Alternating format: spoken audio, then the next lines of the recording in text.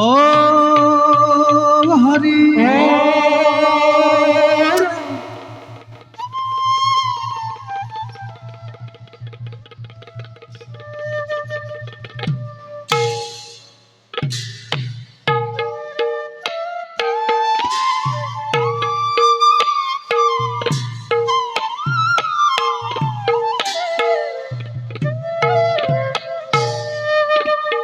রবে ক্ষীরা অভাবাজে ধ্রুপদর দেরে লয়লাখে চলি যাই দেখিতে সুন্দরী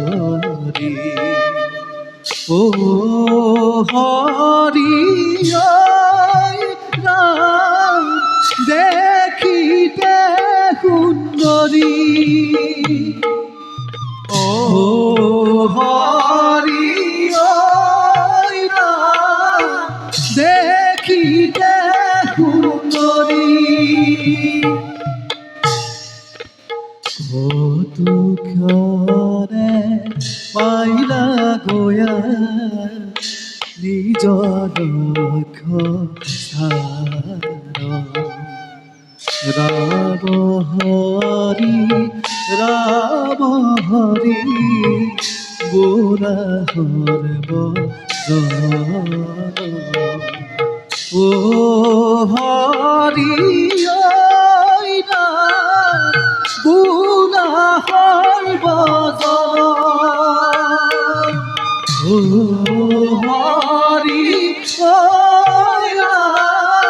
বুড়া হরব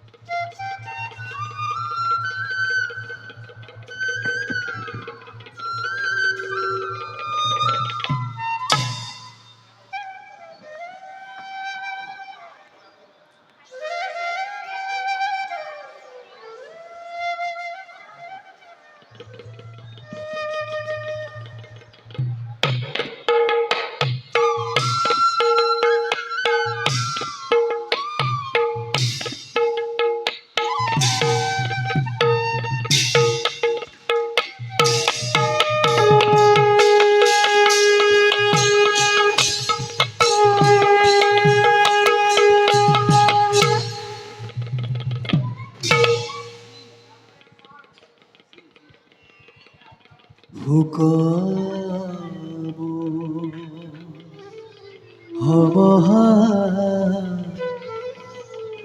পঙ্কমাজে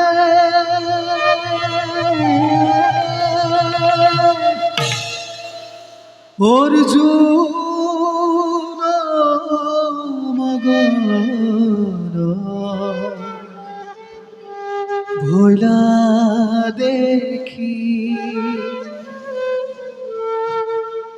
পরম ঈশ্বর দৈব কি নন্দন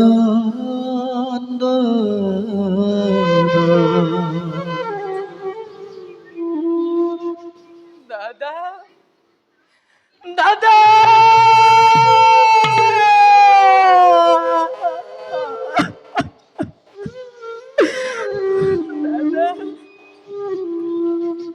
মামা মামা মামা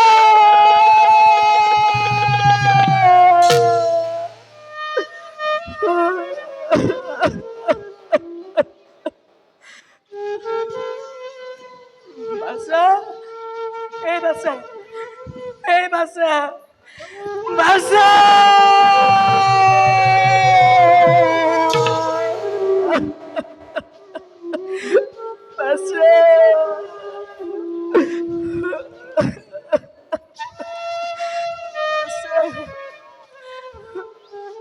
সখা সখা যদুপতি যদুপতি সখা যদুপতি সখা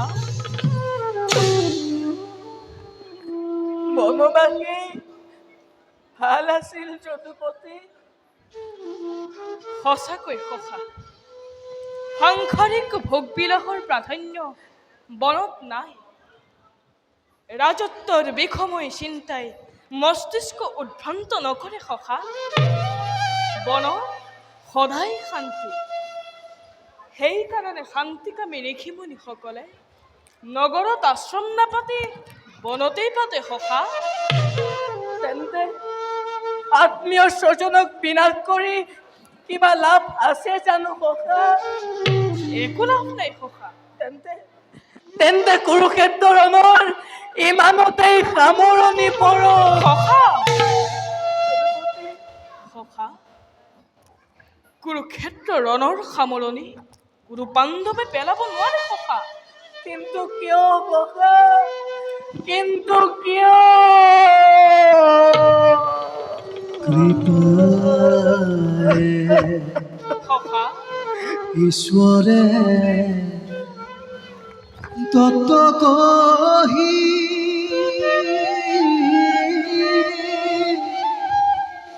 উদ্ধাৰি নিজ ভকতক হেন ঈশ্বৰৰ চৰণে লৈলো শৰণ। হেন ঈশ্বৰৰ চৰণে লৈলো শৰণ।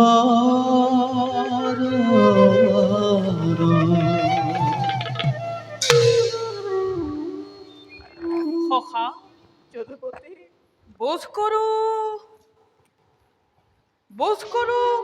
ধৰ্মৰ বাবে। ইয়াত ধৰ্মৰ কথা কি আছে মাধৱ? ই এটা সত্য, ই এটা বংশনাশ, ই এটা বিৰাট ধ্বংস। সখা এটা বিৰাট ধ্বংসৰেতো প্ৰয়োজন হৈছে সখা। ধৰ্মৰ মৰ্যাদা ৰক্ষা কৰিবলৈ এটা বিৰাট ধ্বংসৰ প্ৰয়োজন হৈছে ধৰ্মৰ মৰ্যাদা ৰক্ষা কৰিবলৈ। হয় সখা। পিতামহ হত্যা, গুৰু দ্ৰোণাচাৰ্য হত্যা, এই দুৰ্বল নিৰীহ প্ৰাণী হত্যা, এয়া কি ধৰ্ম মাধৱ? এয়া কি ধৰ্ম? প্ৰকাশ্যে ৰাজসভাত সঠিক ব্যৱস্থা কৰা, সপ্তৰথে বালকক অন্যায়ভাৱে হত্যা কৰা, এয়া কি ধৰ্ম ফাল গলি? মোক আৰু উত্তেজিত নকৰিবা মাধৱ, মোক আৰু উত্তেজিত নকৰিবা। উত্তেজিত নহবা অৰ্জুন, দাদা, মোৰ জীৱনৰ চিৰ লক্ষ্য শত্ৰু বিনাশন। ক্ষান্ত হোৱা দাদা। এশটি সন্তানৰ মাত্ৰ দুটি বাকী, আৰু সেই ভাতৃৰ শোণিততে ৰাজসিংহাসন। আত্মীয় স্বজনৰ শ্মশানত ৰাজ্য স্থাপন কৰি কিয় তবু নৰকত, কিয় পাহৰো ইহকাল পৰকাল বংশ নাশ কৰি। সখাই অৱশ্যে বৰ মিছা কথা কোৱা নাই দাদা বৃকুদৰ। ভাই ককাইতকৈ ৰাজ্য ৰাজপাট কোনো গুণেই ডাঙৰ নহয়। কিন্তু সেই ভাই ককাই অচিনাকি সুত পুত্ৰ কৰ্ণক অযাচিত অংগদেশ দান কৰিব পাৰে। পাণ্ডৱৰ নামত কিন্তু 5খন গাঁও নুঠিল দাদা। অনুবাদ নকৰিবা কৃষ্ণ। উন্মাদ কৰা নাই দাদা বৃকুদৰ। এতিয়াও প্ৰতিজ্ঞা বাকী, ক্ষত্ৰিয় প্ৰতিজ্ঞা, গান্ধীধাৰী অৰ্জুনৰ প্ৰতিজ্ঞা এতিয়াও বাকী। কুৰুসভাত অৰুদেশ দুৰ্যোধনৰ আজিও অক্ষয়, পাঞ্চালী আজিও মুক্ত কাশী। দুঃশাসন আৰু দাম্ভিক কৰ্ণ আজিও জীৱিত দাদা আই! দুঃশাসন আৰু দাম্ভিক কৰ্ম আজিও জীৱিত দাদা আজিও জীৱিত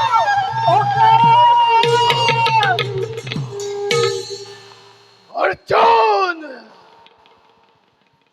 যুক্তি তর্ক ধর্ম ধর্ম চৌক রক্ষা বলে প্রতিজ্ঞা পালন মোর জীবনের ব্রত প্রতিজ্ঞা পালন মোর জীবনের ব্রত ও হরি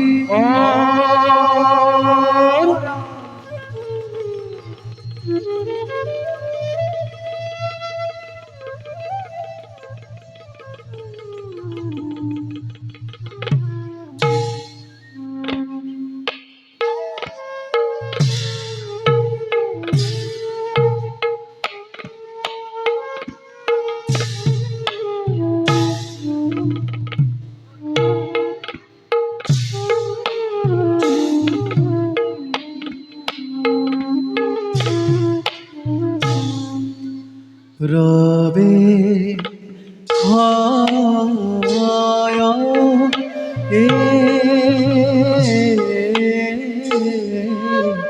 সভা মাজে ব্যাস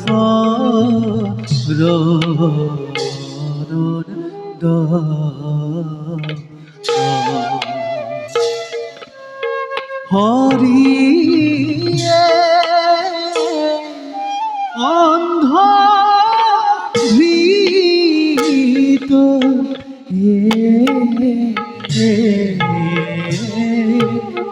রাষ্ট্র বিখারিত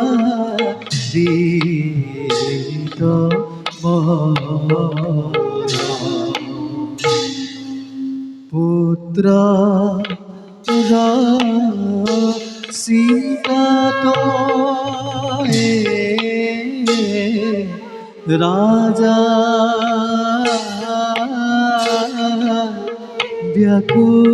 ব্যাকুলিত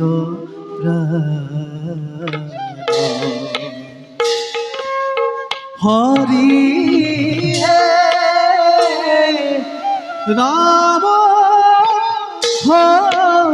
হরি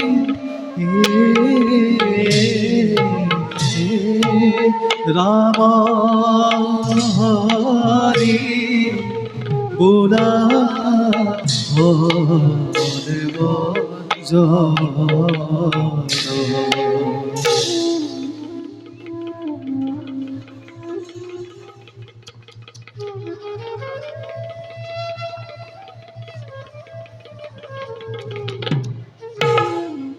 গান্ধাৰী মহাৰাজ সি নুশুনে সি মোৰ কথা নুশুনে গান্ধাৰী সি মোৰ কথা নুশুনে কিয় নুশুনিব নাথ অতিমানিক হলেও মোৰ পুত্ৰ দুৰ্যোধন অবিবেচক নকয়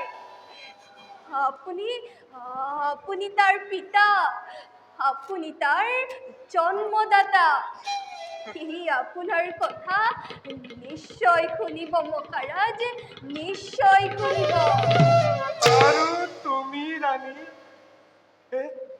তুমিওতো তাৰ মাতা মহাৰাজ সি যদি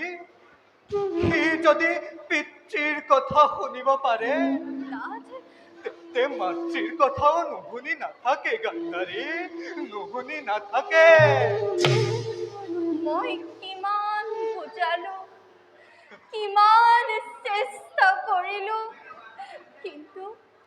কিন্তু মোৰ কথা নুশুনিলে মহাৰাজ মোৰ কথা নুশুনিলে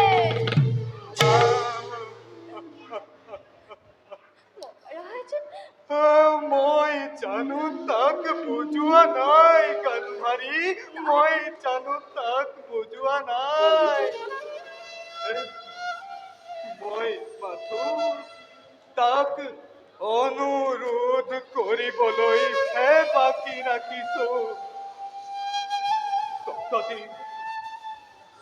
কতদিন কেঁচুৱা ল'ৰাৰ দৰে এই কাষত বহাই মূৰত হাত ফুৰাই ফুৰাই তাক বুজালো। যুদ্ধ নকৰিবি দুৰ্যোধন, যুদ্ধ নকৰিবি। পাণ্ডৱগণ তোৰ পৰ নহয়। কিন্তু ৰাণী, সি মোক কুন্দুলিয়াই গুচি গ'ল ৰাণী।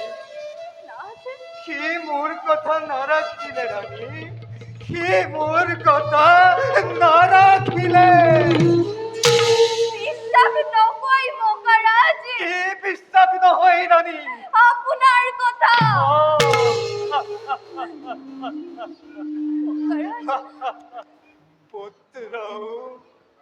পুত্ৰও দেখিছো অবাধ্য। মহাৰাজ, আৰু তুমিও ৰাণী, তুমিও এই ধৃতৰাষ্ট্ৰক জন্মান্ধ বুলি, বৃদ্ধ বুলি, মহাৰাজ, অপদাৰ্থ বুলি বিশ্বাস নকৰিবলৈ শিকিছা গান্ধাৰী, বিশ্বাস নকৰিবলৈ শিকিছা। অভিনয় নকৰিব মহাৰাজ। এই কুৰুক্ষেত্ৰ ৰণৰ কাৰণে কৌৰৱৰ পিতা আপুনি বেছি দায়ী। শাস্তি দিয়া, শাস্তি দিয়া ৰাধে, মহাৰাজ, শাস্তি দিয়া। ৰাজেশ্বৰী তুমি, ৰাজমাতা তুমি, মোক শাস্তি দিয়া ৰাণী, মোক শাস্তি দিয়া। কি শাস্তি দিম মহাৰাজ? ৯৮টা পুত্ৰৰ অকাল মৃত্যু দেখিও যাৰ বুকু নকঁপিল, সেই কাঠচিতিকা পুৰুষক, সেই কঠোৰ পাষাণক, সেই অবলা নাৰীয়ে কি শাস্তি দিব মহাৰাজ? কি শাস্তি দিব? তুমি মোক পুত্ৰশোকত জৰ্জৰিত কৰিব বিচাৰিছা ৰাণী? মহাৰাজ, জৰ্জৰিত হৈছো, বহুত দিনৰ আগতেই হৈছো ৰাণী। যেতিয়া তুমি কৰুণাময়ী জননীয়ে নিজৰ গৰ্ভত ধাৰণ কৰা দেৱীক লোৰ মুৎকৰেৰে মৰিয়াই মাংস পিণ্ডত পৰিণত কৰিছা। সেইদিনা মই জৰ্জৰিত হৈছো ৰাণী। আজি মই আৰু অশ্ৰু টুকিবলৈ নাই ৰাণী। মোৰ অশ্ৰুৰ নদী বৈ শেষ হৈ গ'ল। মোৰ বুকুৰ চেনে নিজৰা শুকাই শিলৰ তলি ওলাই গ'ল ৰাণী, শিলৰ তলি ওলাই গ'ল।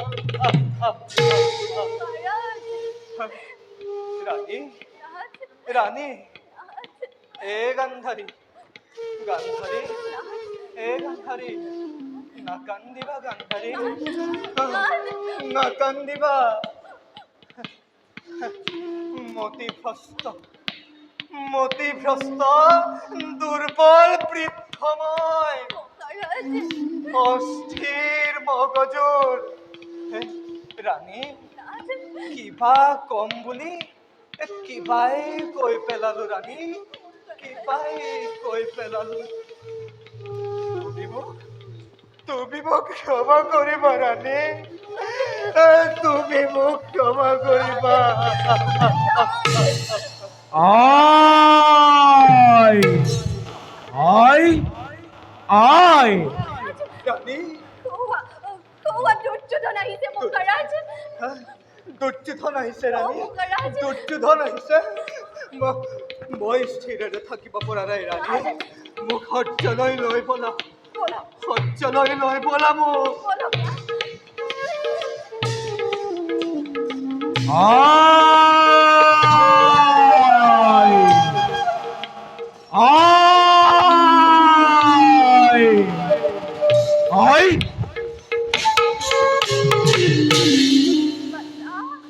আয় বাছা সশ্ৰদ্ধ প্ৰণাম মোৰ নিভাজ হীৰাৰ বাছা অকপতে কৰিবা গ্ৰহণ।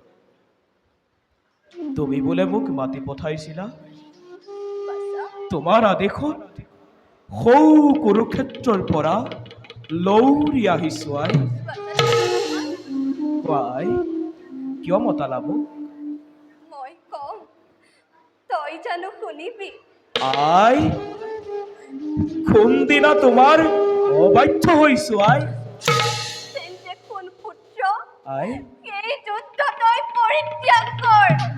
আই মোৰ সকলো শেষ হৈ গ'ল দুৰ্যোধন। হা?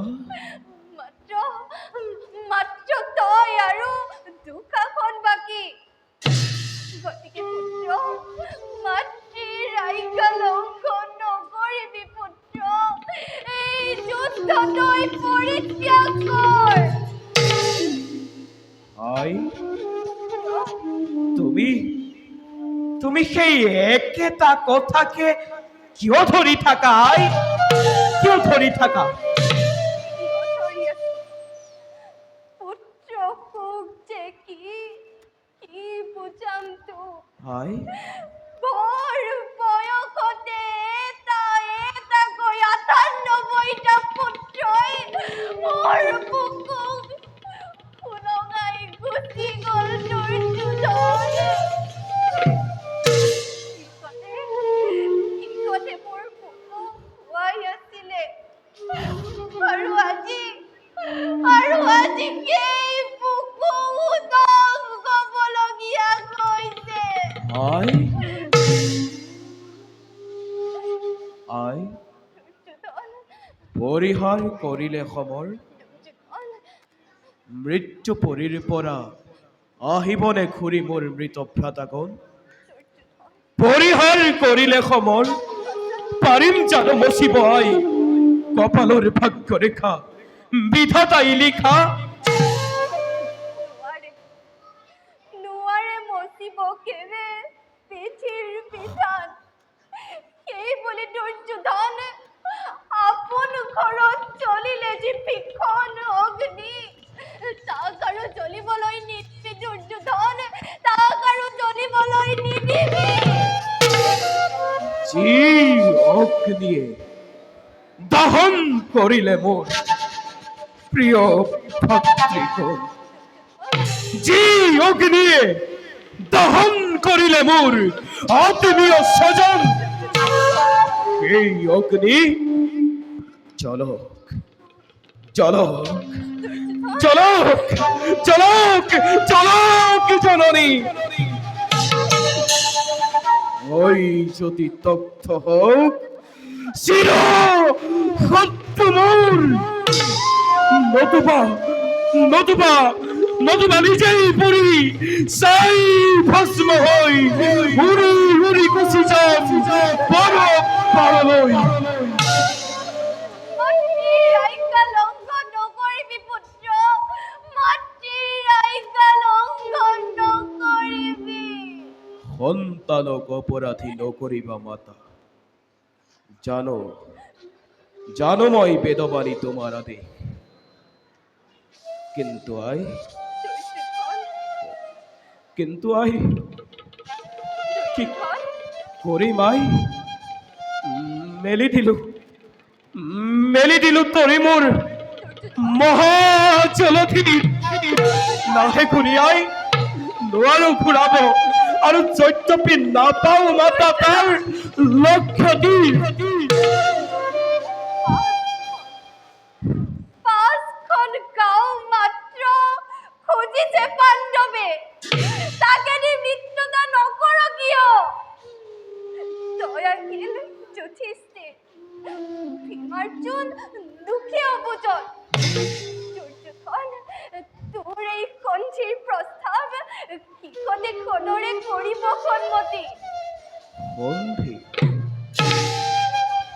সন্ধি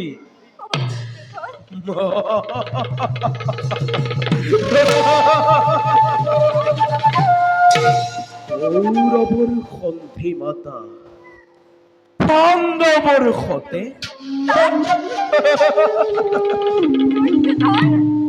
তাত ক্ষতি কি? ক্ষতি একো নাই, কিন্তু এই সন্ধিৰ কাৰণে এই যুদ্ধৰ আয়োজন মোৰ নাছিল জননী। এই সন্ধিৰ কাৰণে লক্ষ লক্ষ বীৰে প্ৰাণৰ মমতা এৰি প্ৰিয়জন নাই কৰা প্ৰান্তন জননী উন্মাদৰ দৰে। শুনা মাতা, জন্ম মোৰ ক্ষত্ৰিয় কুলত, বীৰময়ী চন্দ্ৰবংশী ৰাজেশ্বৰ, প্ৰাণৰ ভয়ত আজি কাপুৰুষ হই পঞ্চ পাণ্ডৱৰ শ্ৰীচৰণ প্ৰণিপাত জনাই সন্ধি ভিক্ষা মই নকৰো নকৰো নকৰো।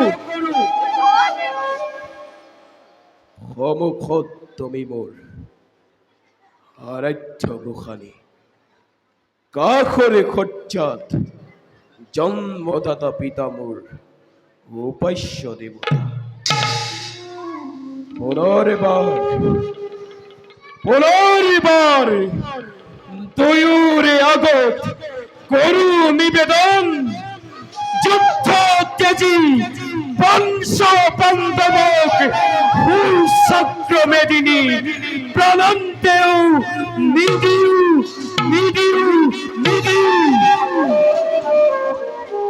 হ'ব লগা আছে যদি সোণৰ হস্তিনামৰ হওক হওক হওক চৰকাৰ, দিব লাগে যদি টিম মাতা ৰঙা ৰক্তগাৰ। পুত্ৰ পিতা পুত্ৰ দুৰ্যোধন, পিতা তোক আশীৰ্বাদ কৰিছো দুৰ্যোধন, পিতা তোক আশীৰ্বাদ কৰিছো পিতা পুত্ৰ পিতা পুত্ৰ। পিতা গান কৰি তোক কৰিছো আশীৰ্বাদ পিতা। যুদ্ধত জয় হব তোৰ বাচা, যুদ্ধত জয় হব তোৰ পিতা কথা বাচা। পিতা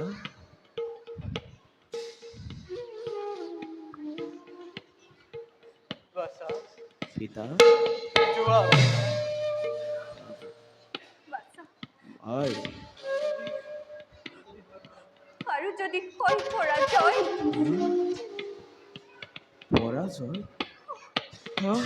দুৰ্যোধন কৌৰৱৰ পৰাজয়, দুৰ্যোধন দুৰ্যোধনৰ পৰাজয়।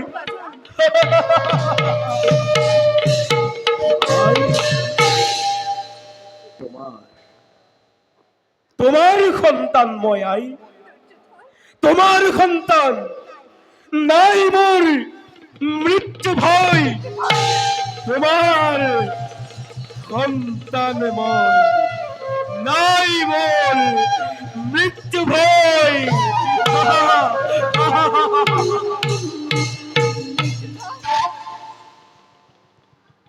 তোমার সন্তান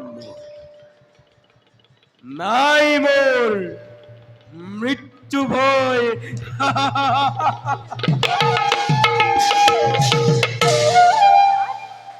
নাথ, রানী নাথ, রানী পলক নাথ, মোক অন্তঃপুৰলৈ লৈ ব'লা ৰাণী। বলক নাথ মই বৰ দুৰ্বল হৈ পৰিছো।